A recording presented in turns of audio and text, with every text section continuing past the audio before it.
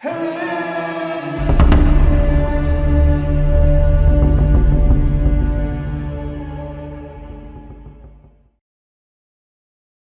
beira de uma estrada poeirenta, estava estacionado um carro importado e sofisticado.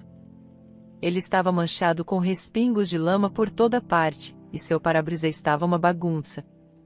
Ao lado do carro, 3 jovens estavam de pé, cada um com menos de 20 anos. Eles eram conhecidos por suas travessuras audaciosas, gastos extravagantes e por sempre se vestirem com as melhores roupas. Os 3 eram amigos da mesma universidade. Pedro estava destinado a ser o médico entre eles. Cresceram acreditando que podiam fazer tudo o que quisessem. Seus dias eram preenchidos com jantares luxuosos, baladas e festas intermináveis. Com tal agitação em suas vidas, muitas vezes se esqueciam de suas aulas depois de uma noite fora. Naquele dia em particular, em vez de voltar para casa depois da festa, decidiram aventurar-se mais longe da cidade. O boato era que o filho de um fazendeiro rico estava dando uma festa gigante. Pedro, Bruno e Diogo não resistiram a tal convite. A festa terminou e, ao voltar para o carro brilhante estacionado numa área lamacenta, os olhos de Bruno brilharam com uma ideia travessa. Ei, que tal levarmos essa beleza para um passeio selvagem? Ouvi falar de uma estrada que corta a floresta, pura e inexplorada. Pedro, sempre o sensato, retrucou: Bruno, este carro não é bom para estradas de terra. Tem certeza disso? Diogo riu, abraçando os dois. Vamos lá, quão ruim pode ser? E assim, embarcaram em uma jornada acidentada. A poeira subia enquanto o carro resmungava em protesto, desviando de galhos caídos, saltando por poças d'água e evitando pedras pontiagudas. A aventura dos 3 começou. Bruno, este carro não é feito para essas estradas, exclamou Hall, agarrando-se ao assento. Mais leve, Pedro, respondeu Bruno, os olhos cheios de adrenalina. Em pouco tempo, encontrarão-se de volta ao asfalto, respirando aliviados. No entanto, um som inconfundível quebrou o momento, o sibilar lento do ar escapando. Diogo olhou pelo retrovisor. Acabamos de furar um pneu? Ambos os pneus estavam vazios. Bruno se jogou no assento. Ok, talvez não tenha sido uma boa ideia. Diogo retrucou: sério? Você acha? No meio da escuridão, Pedro pegou seu telefone. Vou chamar um guincho, disse ele, soando hesitante, mas pode demorar para chegarem. Estou sem dinheiro, disse Bruno, preocupado. Deveríamos ligar para meu pai? De jeito nenhum. Era para estarmos na aula agora, lembrou Diogo. Bruno murmurou: se ele descobrir isso, vai bloquear meu cartão. Depois de pensar um pouco, Diogo sugeriu: primeiro, vamos voltar para a cidade, nos arrumar e depois um de nós volta com o guincho. Bruno e Pedro trocaram olhares, percebendo que o plano de Diogo fazia sentido. O cheiro de álcool ainda os envolvia, evidência da noite agitada. O amanhecer estava chegando e eles estavam começando a se recuperar. Pedir carona era algo novo para eles. A ideia de estender o polegar esperando pela gentileza de um estranho era algo estranho e humilhante. Porém, como diz o ditado, sempre há uma primeira vez. Até jovens privilegiados podem se encontrar em situações inusitadas, lidando com os problemas do homem comum. Naquele trecho da estrada, os carros eram escassos. Pode ser que fiquemos aqui até o meio-dia, lamentou Diogo. Pedro, tentando ser razoável, respondeu: relaxa, Diogo. Aqui não é a cidade, não temos transporte público regular. Bruno, normalmente o mais paciente, estava prestes a se abrigar à sombra das árvores quando viu a silhueta de um ônibus aparecendo de longe. Rapazes, olhem só. Um ônibus está vindo em nossa direção. Imediatamente, tanto Diogo quanto Pedro ficaram em alerta. Sua frustração anterior foi substituída por um lampejo de esperança. Abandonados no meio do nada sem suas carteiras ou seu carro, os jovens sentiram uma vulnerabilidade à qual não estavam acostumados, e estavam ansiosos para se livrar dela. O ônibus se aproximou e o trio pôde ver claramente a motorista. Era uma mulher, provavelmente na casa dos 30 anos, adornada com um lenço distinto que ligeiramente cobria sua testa. Não esperavam uma mulher ao volante, hein? Pedro comentou, tentando trazer um pouco de humor enquanto subia no ônibus. Seu comentário provocou risadas de seus amigos, e a risada coletiva foi alta o suficiente para atrair olhares curiosos e desaprovadores de alguns dos passageiros. O inconfundível cheiro de álcool emanava deles, lembrando um velho bar no final de uma longa noite. Com sua casualidade habitual, os rapazes procuraram seus assentos. Ao pagar a tarifa, jogaram descuidadamente o dinheiro em direção à motorista, como se estivessem simplesmente dando uma gorjeta a um músico de rua. Pode ficar com o troco, talvez ajude com a maquiagem, Diogo comentou com insolência. Ela provavelmente nem pode pagar os produtos de qualidade, Bruno completou, causando outra onda de risadas entre os três. As bochechas da motorista se avermelharam, claramente surpresa com os comentários, mas ela se concentrou na estrada.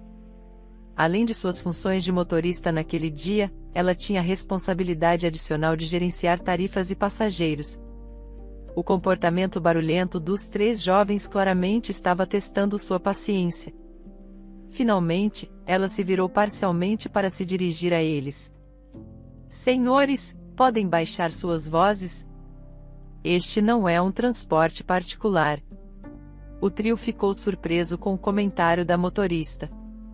Eles estavam acostumados a receber concordâncias e elogios em restaurantes, onde os funcionários os bajulavam. Lojas literalmente desenrolavam o tapete vermelho, garantindo que estes clientes abastados se sentissem atendidos a cada momento. Esse tipo de deferência era quase uma rotina em suas vidas, mas hoje eles encontraram seu par na motorista do ônibus, Tânia. Ela não se deixaria influenciar pelo status ou pelas palhaçadas deles. Seu objetivo era claro: dirigir com segurança e seguir as regras. No entanto, os rapazes não estavam dispostos a deixar isso passar sem criar um alvoroço. Você deveria manter seus olhos na estrada, Diogo começou, elevando sua voz para que todo o ônibus ouvisse. Quem teve a ideia de deixar uma mulher dirigir o ônibus? Não há homens por perto que possam fazer o trabalho? A risada de Pedro e Bruno ecoou, cortante e estridente, semelhante à de hienas. Tânia segurou firme o volante, mas manteve a calma. Ela já havia ouvido comentários semelhantes antes, mas ouvi-los destes jovens mimados era especialmente doloroso. Silenciosamente ajustando seu lenço, ela fez uma curva com precisão. Em cerca de 40 minutos, ela estaria livre do trio incômodo que, por acaso, encontrou-se em sua rota naquele dia. Tânia era uma adição recente a esta rota. Antes disso, ela dirigia um ônibus compacto entre o trânsito pesado da cidade. Mas seu coração ansiava pela liberdade da estrada. Sempre foi seu sonho pilotar um ônibus em rotas intermunicipais mais longas. Desde os 18 anos, Tânia estava atrás do volante, dominando a arte de dirigir uma vasta gama de veículos, desde motos ágeis até caminhões enormes. Sua paixão por comandar veículos grandes não era apenas uma escolha pessoal. Era um legado. Surgiu das inúmeras memórias que fez com seu pai durante seus anos de formação. O pai de Tânia, um motorista experiente, costumava levá-la em suas viagens. Essas não eram apenas viagens casuais, mas sim oportunidades para ela testemunhar o mundo das grandes máquinas. Ela sentava-se ao lado dele nas cabines ruidosas de caminhões, sentia o rugido dos caminhões semi-reboques sob ela e até vivenciava as conversas animadas em ônibus. Cada viagem com seu pai era uma aventura, uma lição. Ela observava, fascinada, enquanto ele manobrava esses imensos veículos por vielas estreitas e autoestradas movimentadas. Com o tempo, Tânia não apenas adquiriu as habilidades, mas também o amor de seu pai pela direção. E à medida que crescia, não se tratava apenas dos veículos, mas das memórias, lições e laços que compartilhava com seu pai que alimentavam sua paixão. Sempre que Luísa via o entusiasmo de Tânia por veículos, ela balançava a cabeça em descrença. Sério, Tânia? Você é uma mãe? Tem uma casa para cuidar, um filho começando a escola e uma mãe doente para olhar. Por que essa obsessão por caminhões e ônibus? Quer dizer, dirigir um carro, tudo bem, mas um ônibus? Tânia respirou fundo antes de responder. Luísa, você me conhece há muito tempo. Sabe o quão próximo eu era do meu pai e quanto tempo passamos na estrada. Esses caminhões e ônibus não são apenas veículos para mim, são minhas memórias de infância. Não espero que você entenda, mas faz parte de quem eu sou. Para Tânia, dirigir não era apenas estar atrás do volante. Era sua maneira de encontrar paz no meio do caos de sua vida. O familiar ronco do motor e a estrada aberta ajudavam a encontrar clareza, especialmente após o tumultuado ano que teve. Um ano atrás, seu marido, Gabriel, a abandonou e ao seu filho, André. Os rumores na cidade sugeriam que ele havia se apaixonado por uma mulher mais jovem e rica. Muitos em seu círculo não se surpreenderam, dizendo que Gabriel nunca foi do tipo casadoiro. Mas para Tânia, ele já havia sido seu tudo. Tânia nunca esqueceria seu primeiro dia trabalhando no terminal de ônibus. Assim que entrou, o lugar vibrou com cochichos e risadinhas. Alguns motoristas pareciam divertidos, enquanto outros claramente desaprovavam. Mais uma, exclamou um motorista, garantindo que todos o ouvissem. Outro entrou na brincadeira. O que vem a seguir? Uma mulher consertando motores? Tânia respirou fundo, controlando a vontade de mostrar qualquer sinal de fraqueza. Estou aqui para fazer meu trabalho, assim como vocês, disse ela, a voz firme, mas o coração acelerado. Os dias e semanas que se seguiram não foram fáceis. Mais de uma vez, Tânia questionou suas escolhas. Mas ela se recusou a desistir. Ficava até tarde para praticar, dirigindo seu ônibus vazio pelo terminal para aperfeiçoar cada manobra. A reputação de Tânia no terminal de ônibus sofreu uma mudança significativa após um incidente dramático em uma de suas rotas regulares. Ela estava dirigindo seu caminho usual quando um caos irrompeu à frente. Um jovem, da idade de Tânia, foi forçado a tomar uma decisão angustiante quando um motorista imprudente invadiu sua pista.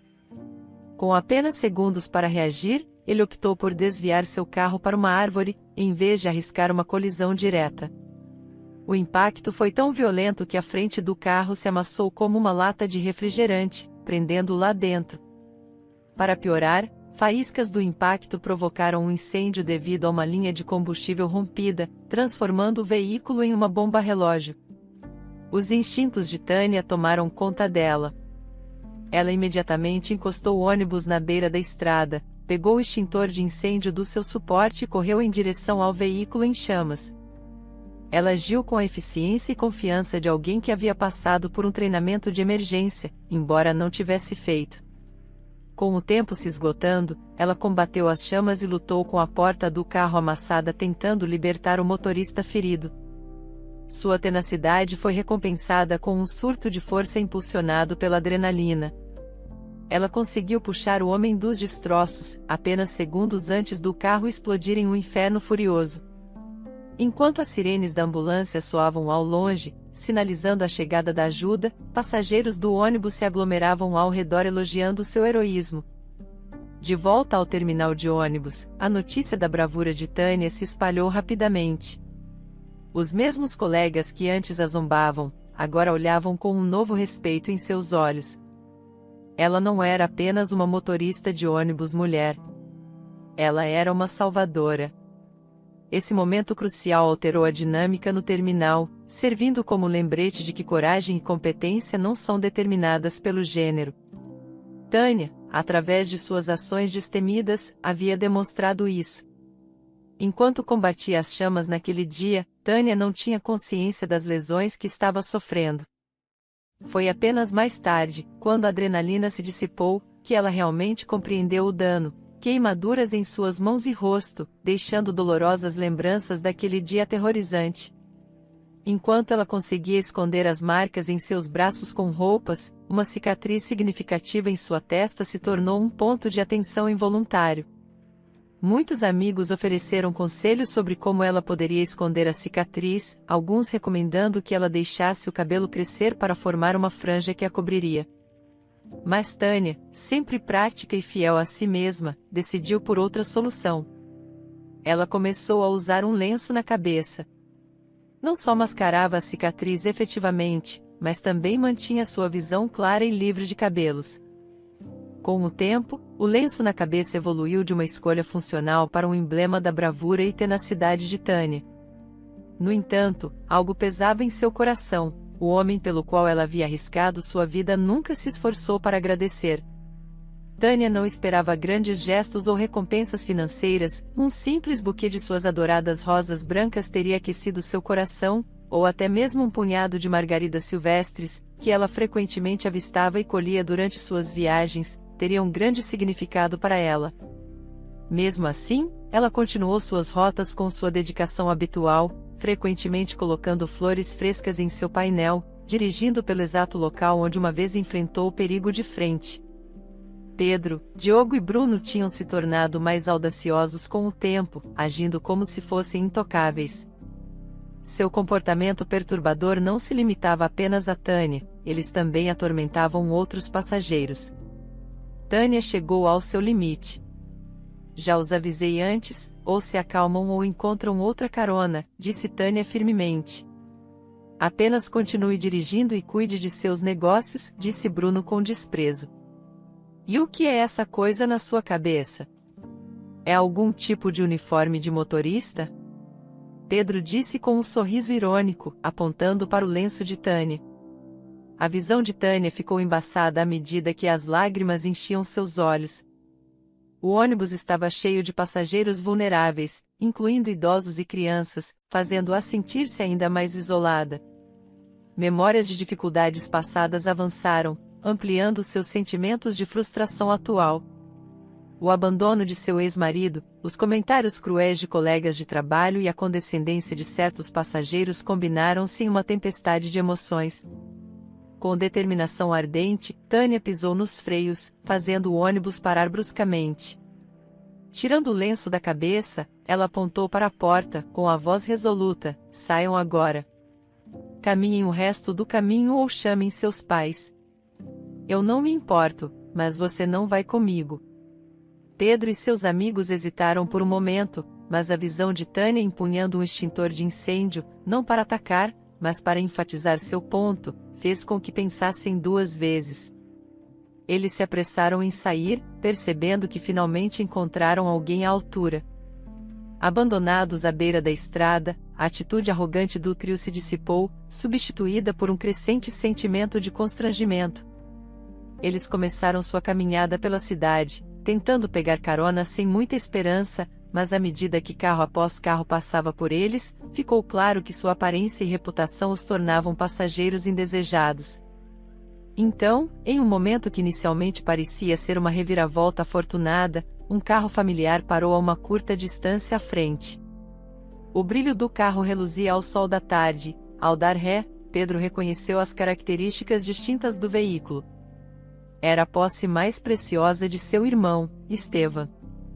Diogo riu. "Parece que nossa carona chegou. Graças a Deus pela família." Bruno concordou, ansioso pelo conforto dos assentos de couro de Estevan, especialmente após a longa caminhada. Mas quando Estevan saiu de seu carro, qualquer esperança de uma recepção amigável desapareceu. Sua postura era rígida, seu rosto sério e inexpressivo, como uma estátua esculpida em mármore puro. Sem dizer uma saudação, seu olhar penetrante examinou o grupo, demorando-se mais em Pedro, seu irmão mais novo. "Seu carro quebrou ou algo assim?" Estevan finalmente perguntou. "Tivemos um pneu furado", Pedro murmurou. "Você sabe que há um macaco no porta-malas, certo?" Pedro hesitou, depois admitiu: "Ambos os pneus furaram." Estevão suspirou profundamente, esfregando as têmporas. Pedro, quantas vezes vou ter que te ajudar? Quando você vai começar a assumir a responsabilidade? Não posso continuar te resgatando. Estevão sempre achou difícil entender a imprudência de seu irmão mais novo. Pedro tinha privilégios que muitos só podiam sonhar: uma educação de primeira classe, um carro elegante e a liberdade de seguir suas paixões sem preocupações financeiras. O que preocupava Estevão não era inveja ou desprezo pela vida despreocupada de Pedro.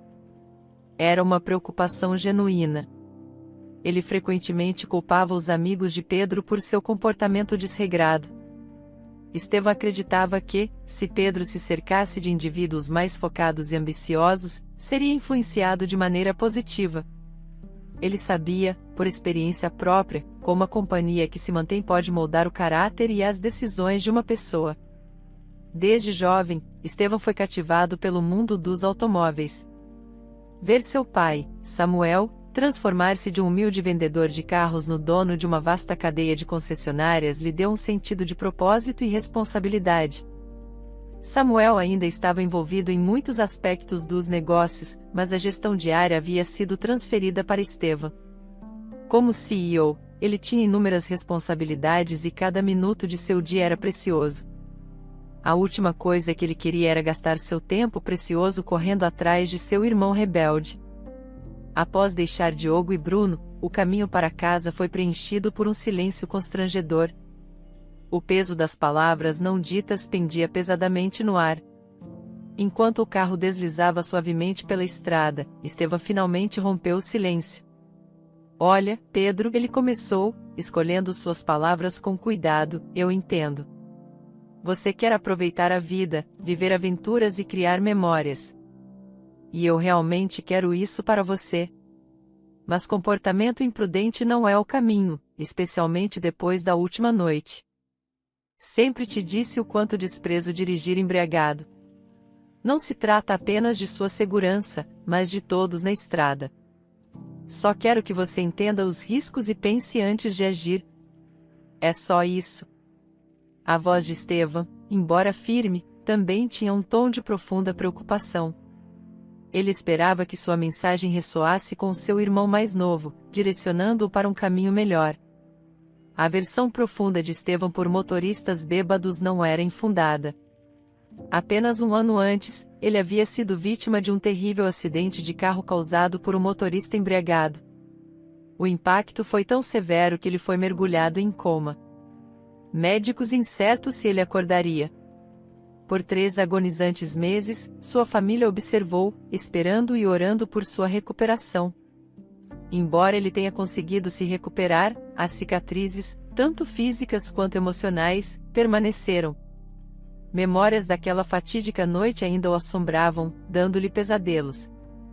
Era um capítulo de sua vida que ele desejava fechar, mas o trauma frequentemente ressurgia, especialmente quando via outros trilhando o mesmo caminho imprudente. Pedro estava profundamente ciente dessa história dolorosa, mesmo que Estevão não a explicitasse. A simples menção de dirigir embriagado era suficiente para Pedro conectar os pontos, percebendo a profundidade da preocupação por trás das palavras de Estevão. Toda vez que Estevão falava sobre o assunto, era um lembrete sutil do angustiante suplício que ele havia suportado e do valor da vida em si. Naquela noite, depois de estacionar seu ônibus no depósito, Tânia começou sua inspeção usual de fim de dia. Ela frequentemente encontrava itens perdidos em seu ônibus, geralmente brinquedos ou guarda-chuvas. Enquanto caminhava pelo ônibus, um objeto preto chamou sua atenção. Entre o assento e o painel estava um celular. As lembranças dos 3 rapazes barulhentos imediatamente invadiram sua mente. Com sentimentos mistos, ela pegou o telefone, guardando-o em seu bolso. Ao chegar em casa, o aroma da refeição da noite preenchia o ar, uma distração bem-vinda. Era um jantar simples, mas cheio de amor para seu filho, André, e sua mãe, Isabela. Sentados à mesa, compartilharam histórias de seu dia, com André narrando animadamente suas aventuras na escola. Depois do jantar, enquanto Tânia e André jogavam um jogo de tabuleiro, o telefone esquecido começou a vibrar. Cautelosamente, Tânia atendeu, sua voz um pouco defensiva. A voz do outro lado era hesitante. Olá, senhora. Acredito que deixei meu telefone em seu ônibus. Posso passar para pegá-lo? Lembrando-se do incidente anterior, Tânia perguntou: foi você quem fez um comentário sobre meu lenço?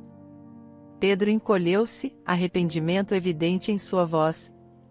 Ele esperava recuperar seu telefone sem mergulhar nos desagradáveis acontecimentos do dia anterior.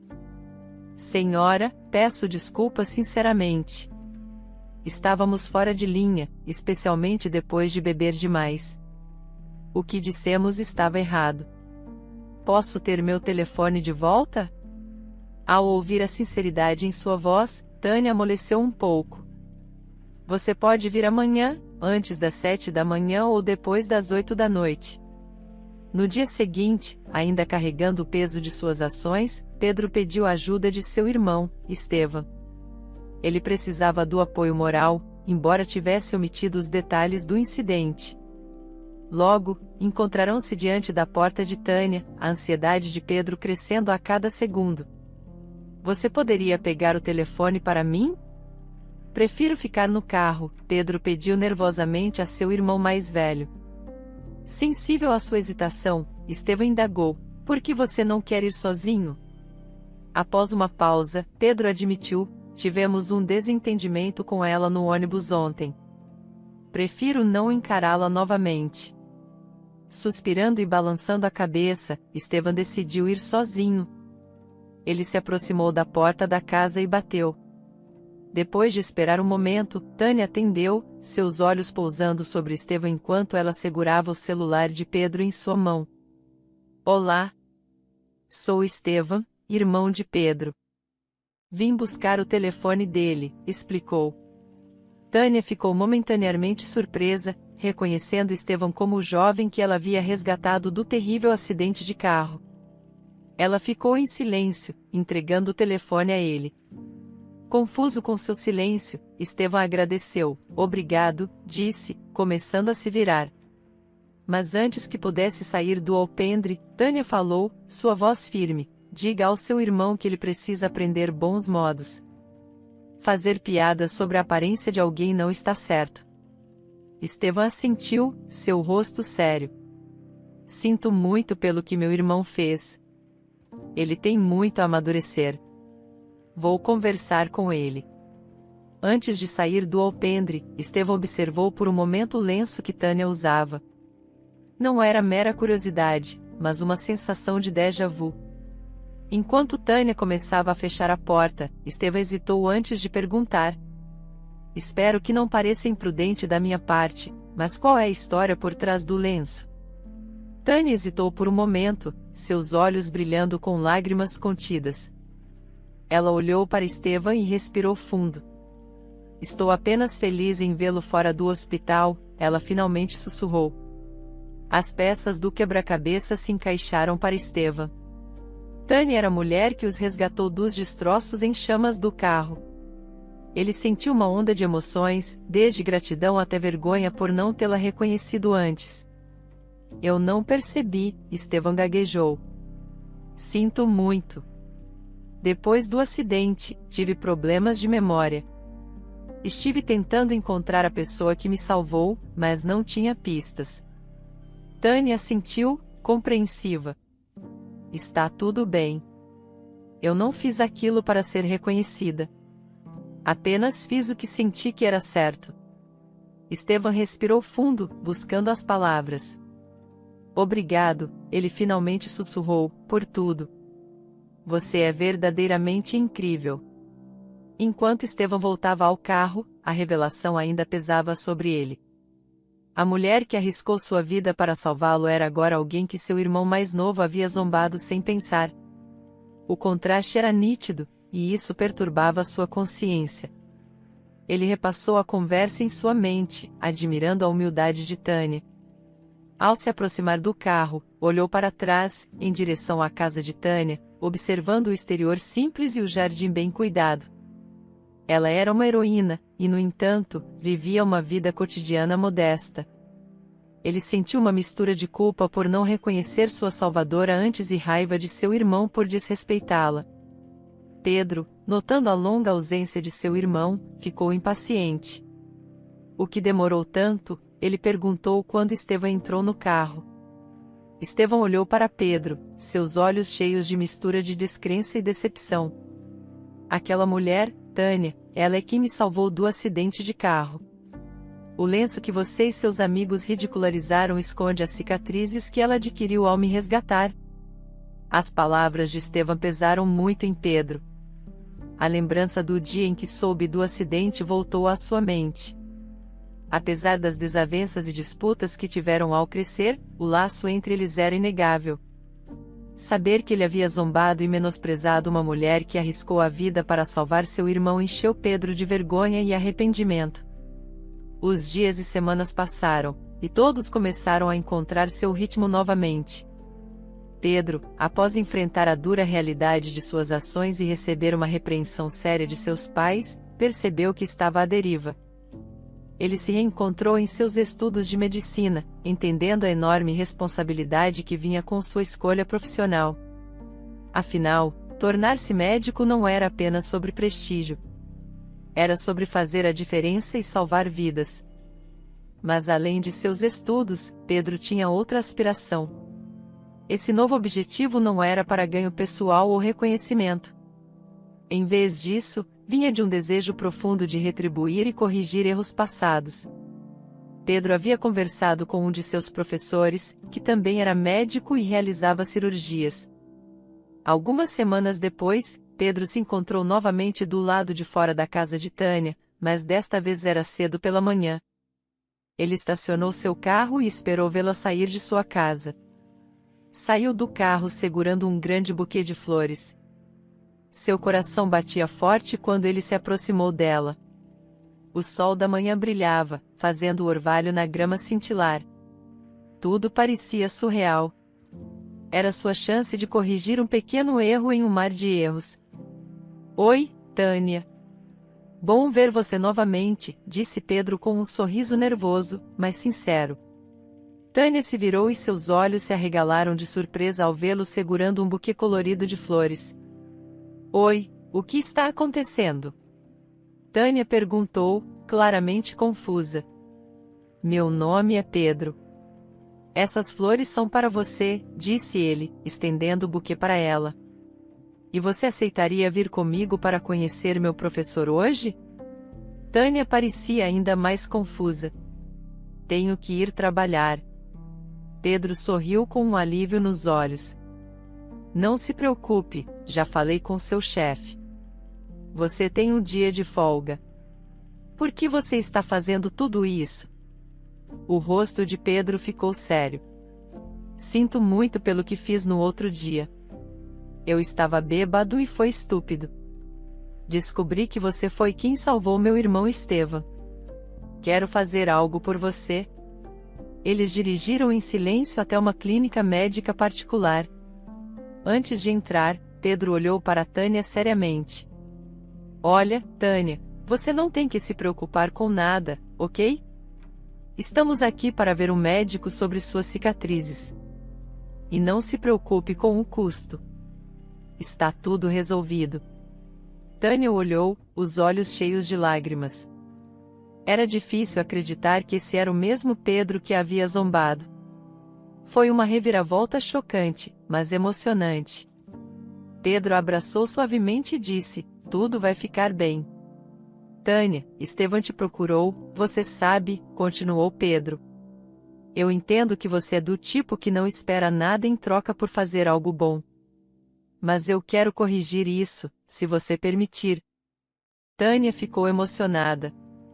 Ela sentiu uma onda de emoção e finalmente disse, obrigada, Pedro. Eu nunca esperava isso, mas obrigada. Para Pedro, parecia um momento de redenção. Ele ainda tinha muito a aprender, mas ajudar Tânia foi um passo na direção certa. Ele estava começando a entender o impacto de suas ações sobre os outros e estava determinado a continuar se tornando uma pessoa melhor. Dr. Barbosa era um dos melhores cirurgiões plásticos da clínica. Com anos de experiência, ele era especializado em restaurar e reconstruir aparências. Depois de uma avaliação completa, incluindo testes e consultas, Tânia foi agendada para a cirurgia. Uma semana depois, Tânia fez o procedimento. Tudo correu bem e o Dr. Barbosa ficou satisfeito com os resultados. Ela passou alguns dias na clínica para cuidados pós-operatórios antes de receber alta com instruções detalhadas. Durante esse tempo, Pedro se tornou um inesperado pilar de apoio. Ele frequentemente passava por lá, trazendo mantimentos frescos, preparando refeições e até ajudando nas tarefas da casa. Ele passava tempo com o jovem filho dela, André, brincando e contando histórias, e oferecia ajuda à mãe idosa de Tânia, garantindo que seus medicamentos estivessem em ordem e ela tivesse tudo de que precisava. Vendo os desafios e alegrias diárias dessa família humilde, Pedro se sentiu humilhado. O jovem outrora imprudente encontrou uma nova perspectiva de vida. Ele percebeu como era abençoado, não apenas materialmente, mas com o privilégio da educação e das oportunidades. Ainda assim, em sua mentalidade anterior, ele havia dado tudo como garantido. Passar o tempo com Tânia e sua família, ver sua resiliência, seu vínculo e suas alegrias simples, instilou em Pedro uma nova apreciação pelas bênçãos da vida. Seu coração se sentia mais pleno. Seu propósito, mais claro, a gratidão e o amor refletidos nos olhos de Tânia toda vez que ele a visitava eram o suficiente para confirmar que ele estava no caminho certo, fazendo imenso progresso e encontrando a verdadeira felicidade em retribuir. Samuel e sua esposa Carla começaram a perceber uma mudança distinta em Pedro. Se foram os dias em que ele chegava em casa tropeçando nas primeiras horas da manhã após uma noite de festa imprudente.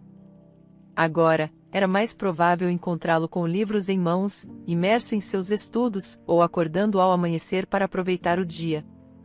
Sua transformação era inconfundível. Uma noite, enquanto a família estava na sala de estar, Pedro correu para o quarto, pegou algo e saiu rapidamente.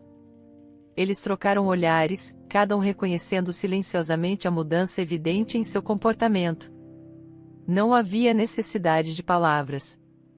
Com uma risada e uma sobrancelha levantada, Samuel comentou: "Parece que nosso menino finalmente está crescendo." Carla sentiu, um sorriso orgulhoso se formando em seus lábios. "E já era a hora", ela respondeu. Suas emoções eram uma mistura de alívio e orgulho pelo jovem que Pedro estava se tornando. Tânia estava em frente ao espelho, lágrimas escorrendo pelo seu rosto. Pela primeira vez em muito tempo, ela sentiu que podia olhar para si mesma sem ser lembrada das cicatrizes. Ela tocou seu reflexo, emocionada. Naquele momento, o carro de Pedro estacionou em frente à casa. Ele saiu, os braços carregados de sacolas de supermercado e uma grande caixa com a imagem de um ônibus de brinquedo em seu lado. Quando ele entrou na casa, Isabela, a mãe de Tânia, não pôde deixar de rir. "Oh, Pedro, você realmente deveria parar de trazer tantos presentes. Você vai mimar demais o André." Pedro sorriu enquanto colocava as sacolas e a grande caixa na sala de estar. "Este é especial, no entanto. É um ônibus de brinquedo, como o que sua mãe dirige. Pensei que o faria feliz." Tânia saiu para ver o que estava acontecendo e, ao ver o ônibus de brinquedo, seus olhos brilharam, refletindo a nova vivacidade em sua vida. "Você é incrível, Pedro." "Obrigada." "Não há necessidade de agradecer", Pedro respondeu. "Você já fez tanto por nós. Isso é o mínimo que eu poderia fazer." A família de Pedro estava acostumada com seus jantares de sexta-feira juntos. Mas esta sexta-feira foi diferente. Todos estavam sentados e prontos, exceto por Pedro. Quando ele entrou pela porta, Carla não resistiu e perguntou sobre suas frequentes e misteriosas ausências ultimamente. Sorrindo, Pedro olhou para seu irmão, Estevam, e depois virou-se para sua mãe. "Mãe, você se lembra de como eu te importunava pedindo uma irmã quando eu era pequeno?" Sua mãe riu. "Oh, você era implacável, querido." Estevão aqui não estava muito feliz com seus pedidos, já que ele já era seu irmão. A sala se encheu de risadas, mas foi interrompida quando o telefone de Pedro vibrou com uma nova mensagem. Pedro se levantou, sua expressão ficando séria. Bem, acho que encontrei alguém que gostaria de chamar de irmã. Olhares curiosos o seguiram enquanto ele caminhava até a porta da frente e abria. Para surpresa de todos, ali estava Tânia, parecendo absolutamente deslumbrante em um vestido simples e elegante. Por semanas, Pedro havia convidado Tânia para jantar, mas ela sempre recusava. Desta vez, no entanto, ela finalmente aceitou. Pedro se virou para encarar Estevão, seus olhos brilhando com lágrimas contidas. Eu te amo, irmão, ele sussurrou. Estevão lutou para manter suas próprias emoções sob controle. Ele era geralmente reservado, não gostava de mostrar seus sentimentos, mas ver a genuína gratidão e afeto de Pedro por Tânia, a mulher que salvara sua vida, o comoveu profundamente. Aquilo era um testemunho da profundidade de seu laço fraterno. E quando os olhos de Estevão encontraram os de Tânia, uma emoção diferente agitou-se dentro dele. Ele viu uma mulher linda e forte que passou por muita coisa. As cicatrizes que ela outrora escondia com seu lenço agora haviam desaparecido. Mas era sua força interior e resiliência que verdadeiramente o cativaram. Ele sentiu uma conexão, um puxão, algo que não experimentava há muito tempo. Naquele momento, em meio ao calor aconchegante da família e do amor, novos começos estavam germinando. Estevão podia sentir isso em seus ossos. Era o começo de algo significativo. Tânia sorriu, percebendo que a bondade que ela havia dado no passado retornou a ela das maneiras mais inesperadas.